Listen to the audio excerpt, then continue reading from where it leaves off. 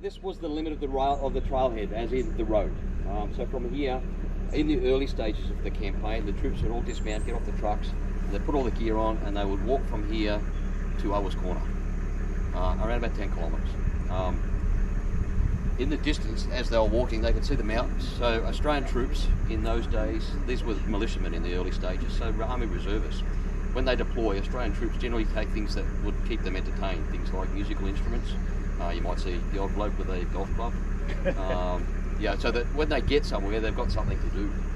So in the early stages, the guys had that sort of stuff. And as they're walking, looking at the mountains, they'd get their guitar or their golf club and go. So there was a lot of that sort of debris early in the piece, around the late 1940s, that was still off the side of the trail, where the soldiers would actually get rid of the extra weight because they could see where they were going. McDonalds Corner, I guess the history of this place, the guy that set this up was an ex-World War I veteran, PJ McDonald. He was a major by this point.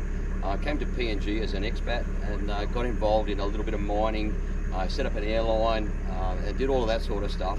But he owned the property here, and for many of the soldiers that deployed further north, this was the last point of civilization they actually saw. There's a lot of them never came back. So for them, he would set up brew urns and they'd have a nice cup of tea. Back in those days, tea was, I guess, the primary drink.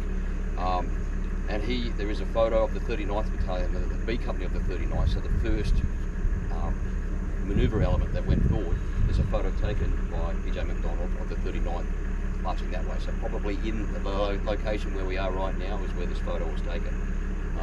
And I've got a copy of it. We'll pull it out later. I won't pull it out now. But have a look.